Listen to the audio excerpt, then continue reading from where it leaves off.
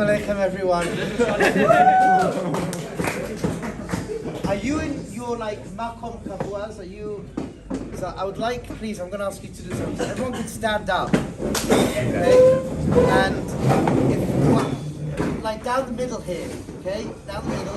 So I want this side to go to that side, and that side to go to this side.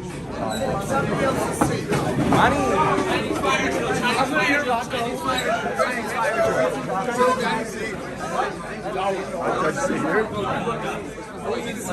Okay.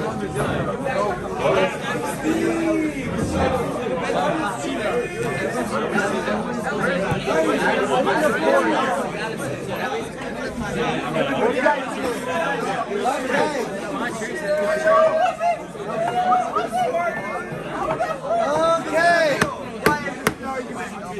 Good. Now sit down.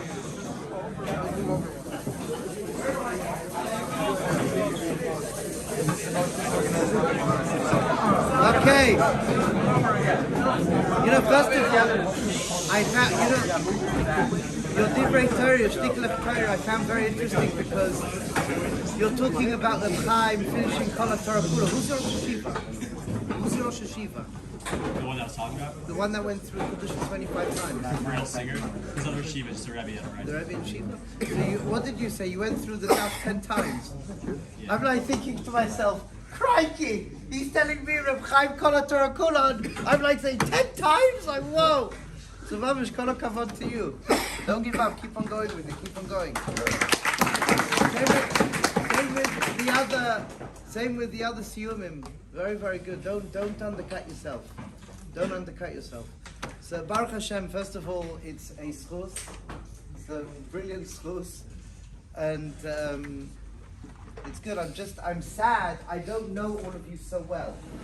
That's my I'm sad. I don't know all of you so well, but. Baruch Hashem, Yeshivah, Baruch Hashem.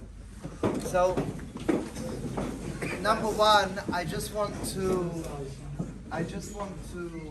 tell some of the chevra that's going back and not coming back straight away. I'm going to miss you. I'm going to miss you. Those people who are going back, I love you. I'm going to miss you.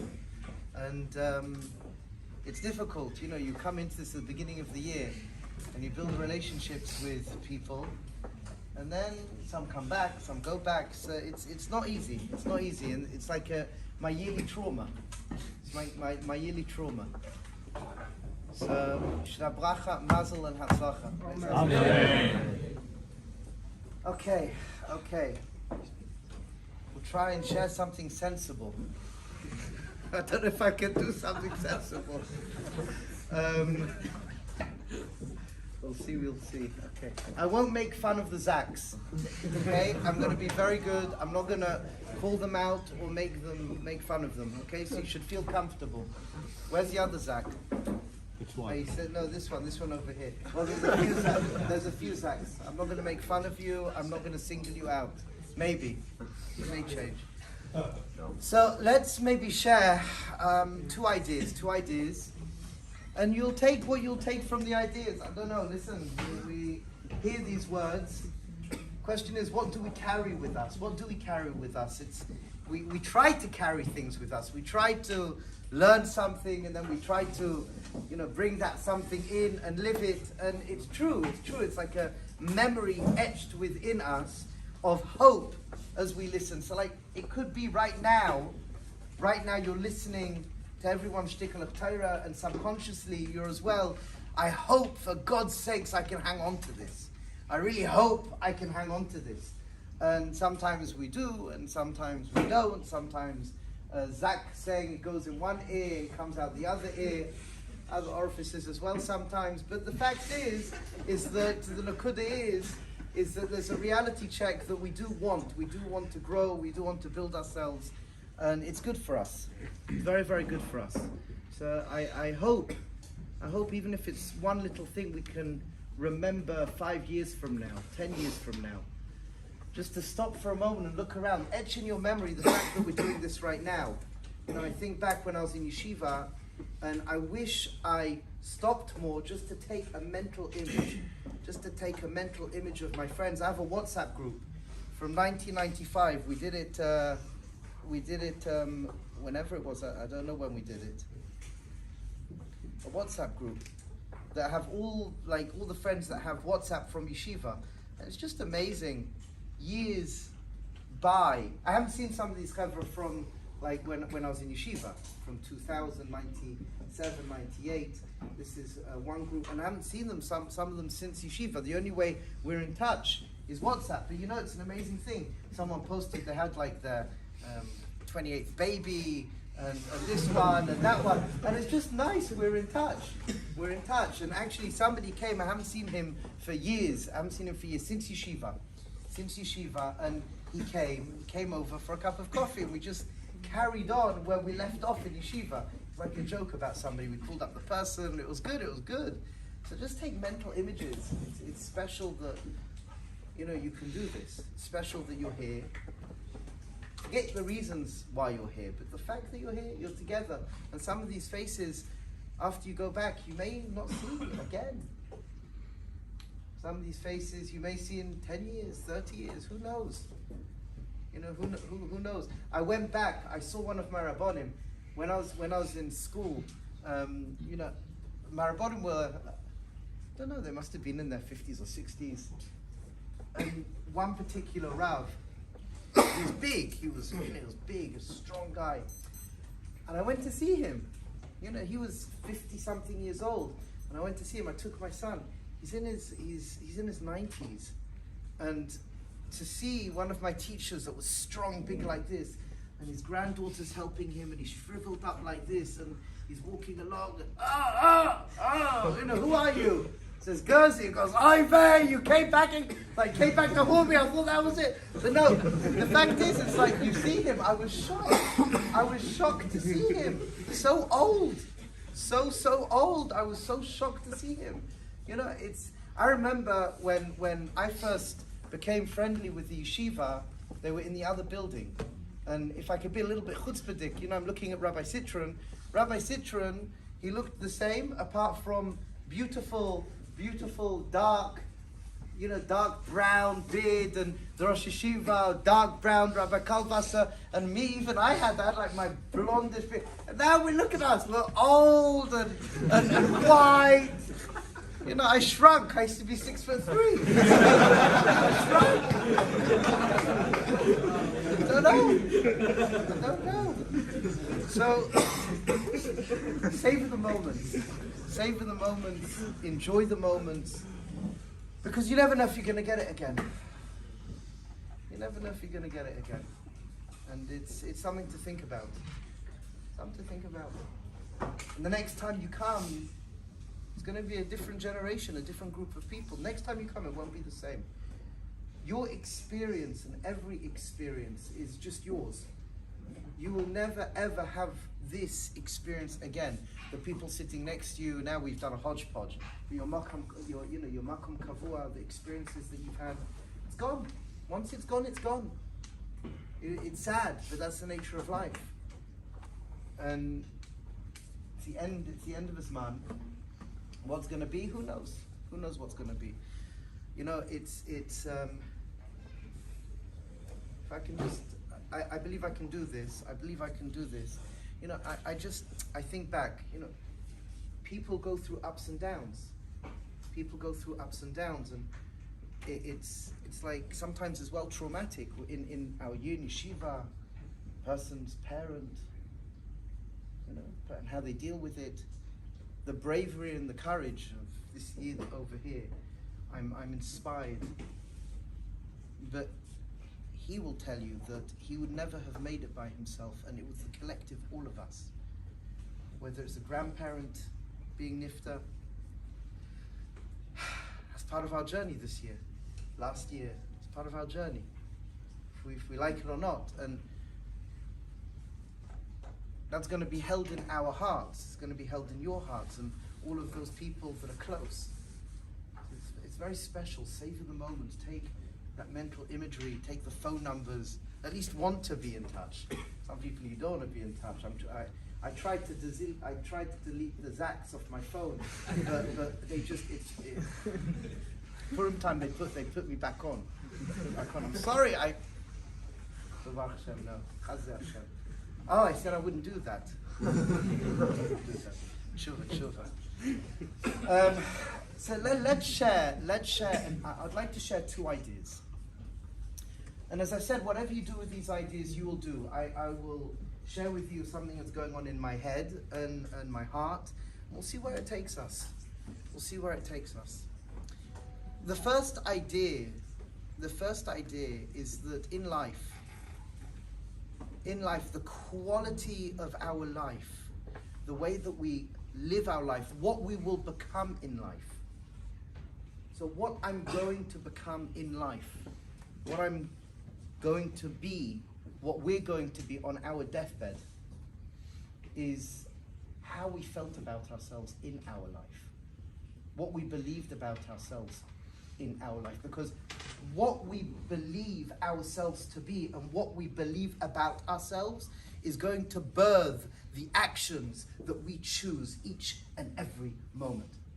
So if I believe something negative about me, so there's many things that I may do that I would not have done because I didn't have the guts to do it. I didn't have the courage to do it. But then on the other hand, if I feel healthy, strong, vibrant about myself, there's so many things that I will do. I will step forward and do. Why? Because I can. And I know that I've got something to offer. Because we have to remember the you that's here now is a you that was never around before. When you were not here, you didn't exist. And then when we one day, 180 years time, graduate from this world, if we go with the Arba, that we have to die and then, resurrection of the dead. So if we go with that Arba, so what happens is that once that candle has gone out, then the me, the you that exists, never again.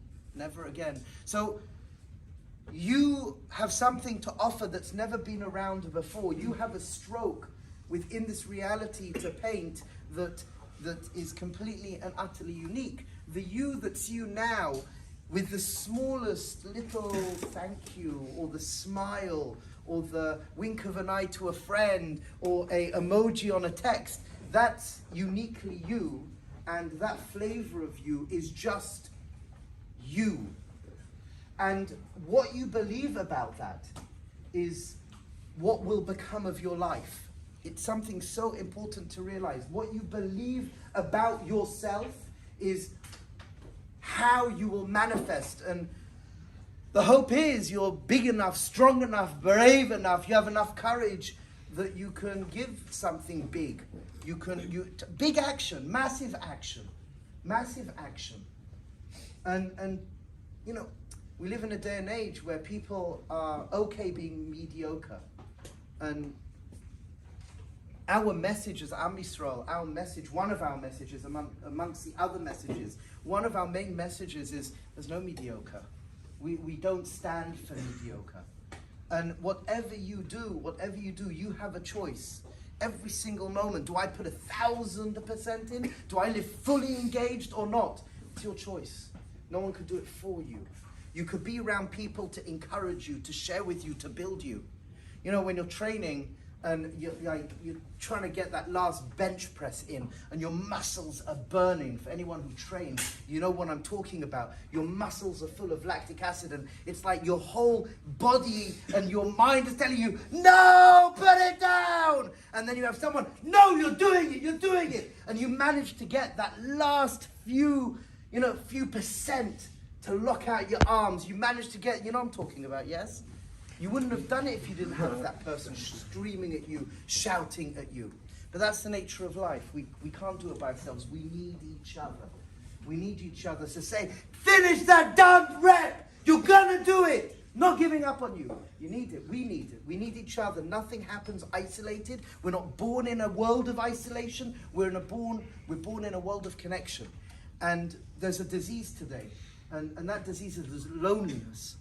After work, I work mental health, a lot of mental health cases. Loneliness is a mad, crazy disease that shouldn't exist, but it does. It does. And each of you, each of us, as a human being, we have a responsibility to see, hear, and hold the other. We have a responsibility. And again, we're here right now. Doesn't matter what's going to go on in an hour's time, 2 hours' time. a year's time, you can even hold somebody in your heart. You could just think about them. Good thought, good thought. Very powerful, very powerful. But what you believe about yourself is transformational in the unique gift we have to give the world.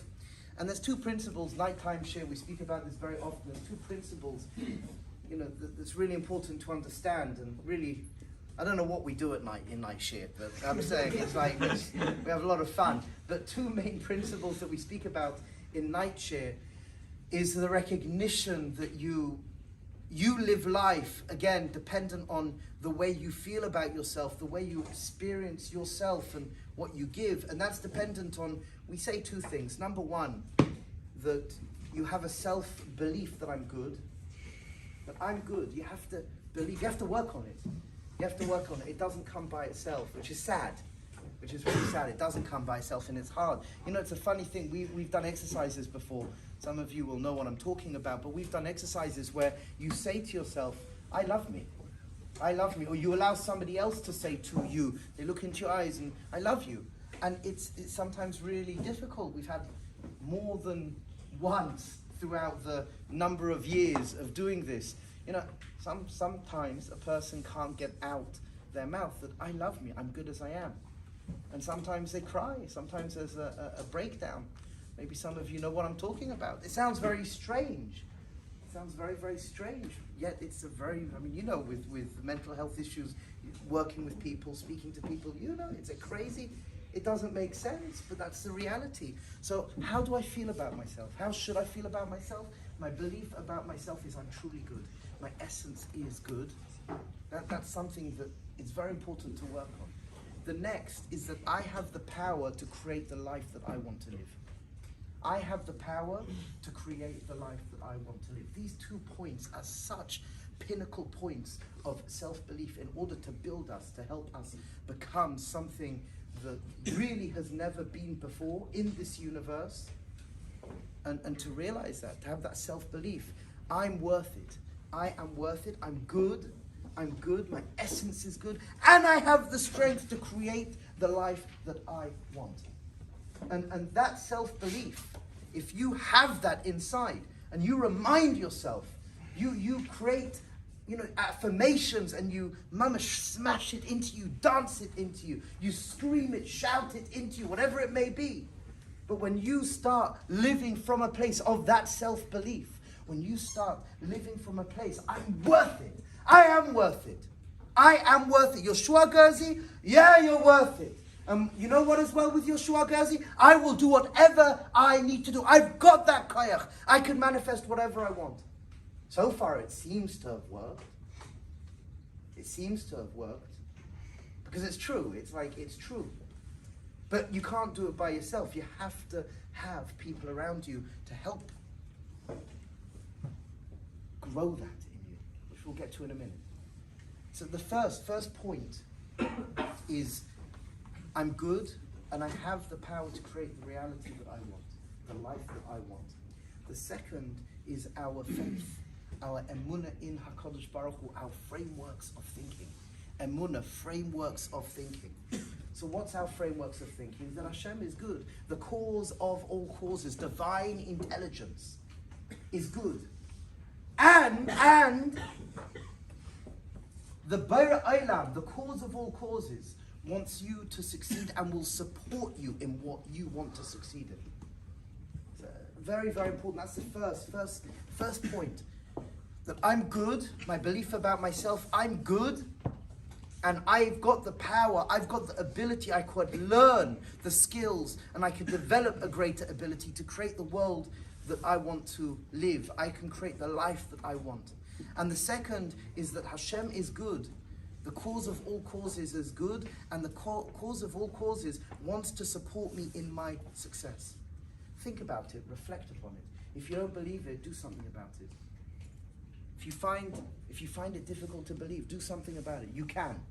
You could speak to me, you could speak to others, and it's how we should live. Now just imagine if you take a world and people are emotionally healthy and they're sound of mind, and they believe in themselves, and they believe that Hashem's on their side, Hashem wants them to be successful, you will find most of the time, people do want good things for themselves and other people. It's an amazing thing. People want to be kind. People want to be kind. People want to be compassionate. People want to be giving. You know, I was dealing with a case today. Interesting case. Very, very simple case. Somebody wronged somebody else. Somebody wronged somebody else. And they said to me, I wish I had the courage to tell the person that I made a mistake. I wish I had the courage. So what's that telling me? Ultimately, the person wants to tell the person that he made a mistake. And what happens? I wish I had the courage. How many times maybe you've made a mistake, but you didn't have the courage to own up? And you know, I love the relationship. This is a good relationship. I don't want to mess up this relationship. If I only had the strength, I only had the courage, the conviction to say to them, but you know how difficult it is to leave that message? You know how difficult it is to pick up that telephone? You know, you don't have to have me telling you, you know. So when I have that self-belief, I have that dignity, I believe I am good, and I believe that I can create my own life. And when I know HaKadosh Baruch Hu is good, and HaKadosh Baruch Hu supports me in creating the life that I want to live. When I have that, I live with a greater strength. I can make mistakes and I can still be okay. It's okay. And I end up more fulfilled. I end up happier. And in the present moment, when I believe that, as I live, I'm worth it. I'm worth it. I can do that chesed. And obviously we're saying we're doing it for good things. But all of us can do extraordinary things. And sometimes we just have forgotten how powerful we are as a human being. And it's the little things that makes a difference. We are the totality of our small, little, daily rituals, habits, and practices. Not the few big things that we think is what creates us. Sometimes we think the big things, that's what makes us. No, it's the small, daily rituals and habits that create you. So make sure they're real. Make sure they come from a place of being solid. There's a difference saying, it's like, hi, how you doing? Yeah, okay. And then there's, hi, how you doing? Completely different energy. Sometimes we're exhausted. But even though you're exhausted, you can still put the smile, and it's how strong you are up here and how strong you are in here. Be strong. Be alive. Be engaged. Don't give up on yourself, and don't give up on other people. Life's too short. It goes like this. Life is too short. I know for me, people like, I often get asked, you can understand, they're like, what the heck are you on? Like, 3 o'clock in the morning, hi, how you doing? Yeah, amazing. Or 12 at night, I've just gone past my downtime. My downtime, 10 o'clock, I'm a little bit, but then afterwards, I perk up again. But it's a practice. It's the grind. It's mamish day in and day out. Day in and day out. Choosing to be strong. Choosing to be engaged. Choosing it. Choosing to live. Choosing to saturate every moment with a gift of the most unbelievable experience of life. And again, we need each other to do it. So first idea, I am good. And I've got the ability and the power and the skills to create and manifest the life that I want. And more than that, HaKadosh Baruch Hu, divine intelligence, is good. And divine intelligence wants to guide you, help you, and congratulate you on that success of that life that you make. Why? Because the more you are you, the more HaKadosh Baruch Hu is Megala in the world. Very simple equation. The more you become you, and the more you articulate you in the world, that is a divine light of HaKadosh Baruch Hu shining through you. So it sounds funny, but basically I'm doing Hashem a favor through me being me. Like, wow, amazing. Yeah, HaKadosh Baruch Hu, HaKadosh Baruch Hu, I'm going to be me. It's going to help you. It's an amazing thing. Amazing thing. Second idea is, I think as well, a very, very important idea. Very, very important idea. Second idea is really a human need It's really a human need. The first idea is what a human being should believe.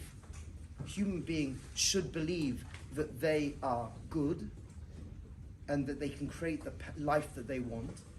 And the human being should believe that Hashem is good and Hashem supports you in creating the life that you want. The second is a human need. So you have a belief and a need. Frameworks of thinking, and then actually something that we desire, that we want. I'm not going to go into the whole expanded understanding of it. I'll give the Rosh Hashanah of it, and you reflect upon it. If you have questions, you ask me. For the first part, you will understand. Any questions on the first part? Any questions? Anything to add? The belief that you are good, the belief that you can create the world that you want, the life that you want, and the belief in HaKadosh Baruch Hu. Oh my gosh, what? Every day, everywhere. Oh. I said a question. Whatever. So, and Hashem's there to support you. Hashem's there to support you. Yes, Harav. You mentioned the concept of working out. I've never heard of that.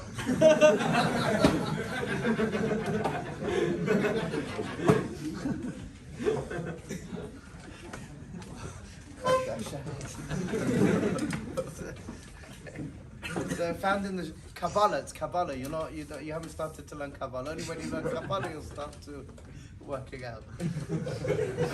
Sugar as well. Baruch Hashem. So the second idea, apart from these frameworks of thinking, are human needs. I believe it to be true. You have to think about it. The first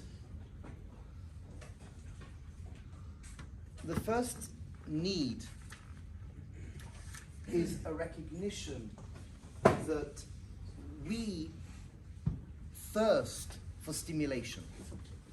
Piasetzner brings it, if anyone knows, you know the Piasetzner and others, there's a human need, there's a psychological need for stimulation. And if we don't, through focus, choose our stimulation, usually what happens is that we go to darker places for stimulation. And we can share the following, that the human need for stimulation we can call experience. We need experience.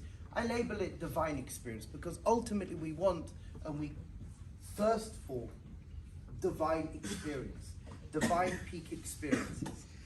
Now, don't become confused, don't get me wrong here, misunderstand me, that when I'm speaking about divine experience, a divine experience, I'm not saying, learning and davening all day long, singing, but it could be anything. It could be a conversation. It could be looking at a piece of art. It could be working out. Divine experience is that you're engaged and either cognitively, emotionally, or physically, you feel that feeling. You're in flow, you feel that feeling. So the human experience needs this divine encounter, divine experience. The divine experience though could be, it's very subjective. It's very subjective. And it could be very egocentric. It could be very egocentric about me. It's about me and my experience. Very subjective, very egocentric. So it needs to be balanced out with another experience. And that's called what I label it divine encounter. What's divine encounter? That every moment in life you are encountering something. And the way you encounter something is the idea that I'm noticing reality in front of me and I'm in a healthy way relating to reality in front of me. So we have divine experience and we call the second a divine encounter. And what we want, again, as Am Yisrael, is we want to be nutritious beings of divine experience and divine encounter. We want to create a life, we want to be living a life where every encounter is what we call, to the best of our ability, a divine encounter. A divine encounter is that the person I'm meeting is it. The food I am eating, is it? The piece of music that I'm listening to, is it? The chair that I'm picking up off the floor, the piece of garbage, piece of rubbish I'm putting in the dustbin, in the garbage bin. That's called divine encounter, being of service. There is a human need to be of service.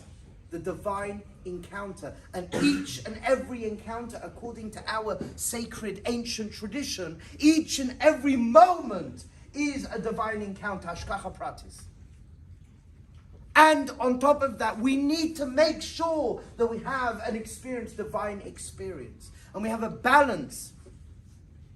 The Lashon HaKodesh, Netzach. Netzach is divine experience. Hod is divine encounter. And we need to have both in life. And it happens to be, from a psychological perspective, when you're balancing out divine experience and divine encounter, and then you layer upon it the two beliefs that we spoke about, that I am good and I've got the capability to create the life that I want to be living, and HaKadosh Baruch Hu, divine intelligence, is good, and divine intelligence always wants to support me in my success. When I layer that together, you live a very healthy, fulfilled life.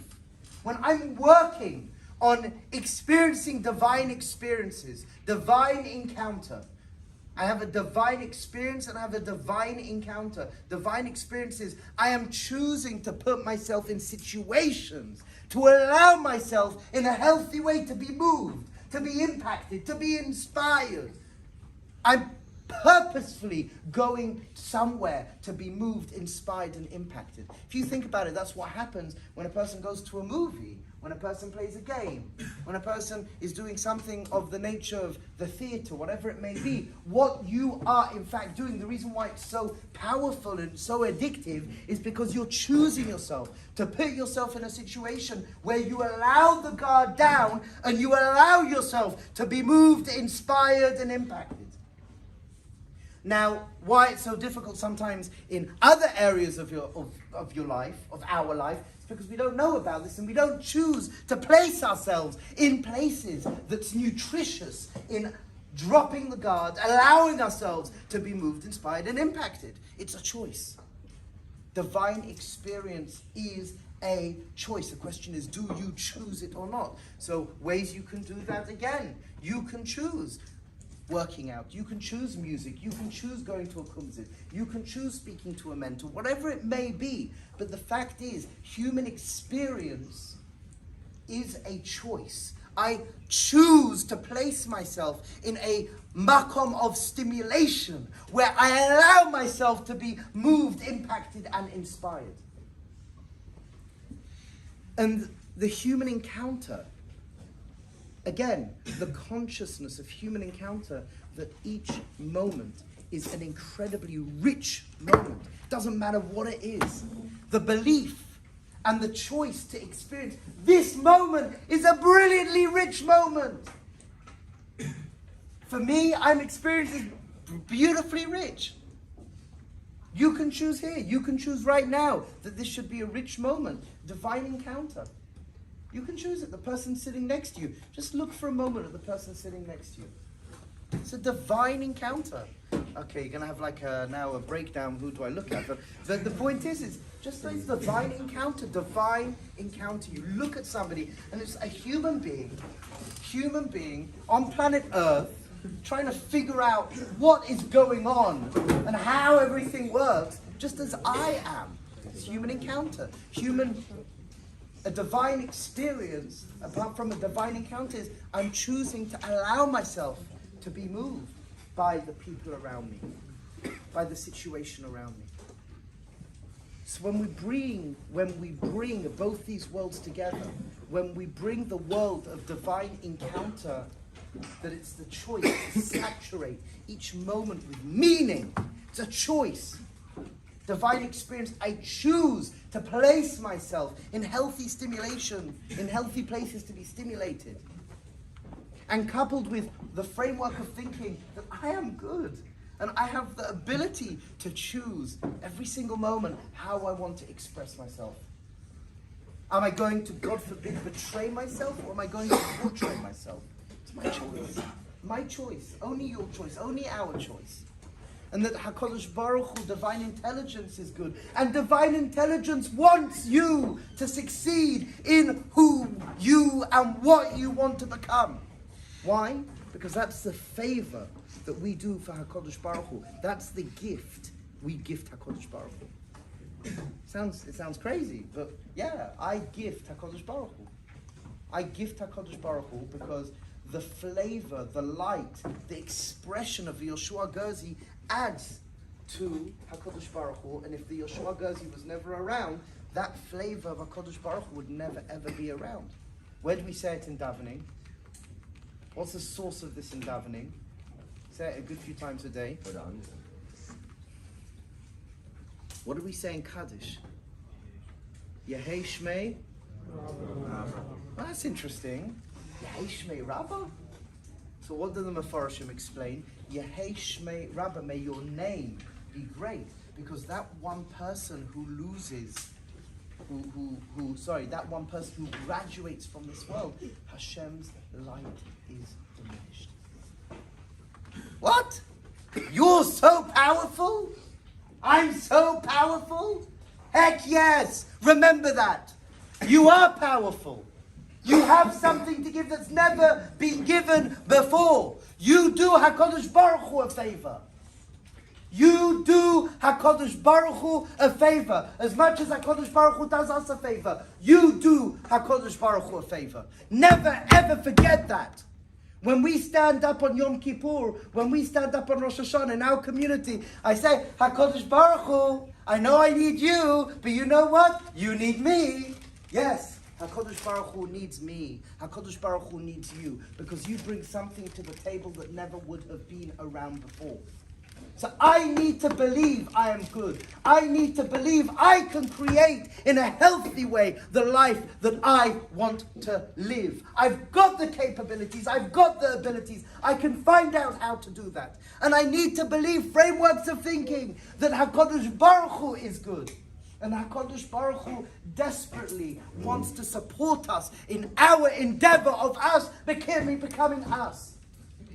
And to remember the human need, divine encounter and divine experience. I need that spiritual high. I need that spiritual nutrition, that subjective spiritual high and that subjective spiritual nutrition. But I need to be objective as well. I have to meet reality. In fact, in Yiddishkeit, you always will find that, for example, Moshe Rabbeinu was the greatest Navi, but Moshe Rabbeinu is called Moshe Rabbeinu, Moshe the teacher, because we're always more interested. We're always more interested in the recognition of how we can give than the spiritual experience. Subjectivity, you can get dangerous with, sit on a mountain and have nothing to do with anybody. No, in Yiddishkeit we want to give. So even though Moshe Rabbeinu was the greatest Navi, he's called Moshe Rabbeinu, the greatest teacher. Moshe Rabbeinu, our teacher. Because we're here to be of service. We're here to be of service. And that's the last part for tonight. We're here to be of service. So the more I can have those healthy frameworks of thinking, I am good, and I can create the life that I want to create in a healthy way. Hashem is good, and Hashem wants to support me. When I give myself that proper nutrition of divine experience, and recognize everything is divine encounter, then the mission statement of a Jew is to be a Mekadesh. The mission statement of a Jew is to be of service. Wherever we are, whenever we are, however we are. And when we bring that all together, Mamash, we live a good darn life. We feel good. Why not? Happy clappy. We feel good. And that's what's wanted from us, because the best way to live is good. The best way to live is happy and fulfilled. And it's there for us. So wherever we are going to be in the next, 7,000 years, whatever we're going to be doing, be real, be alive.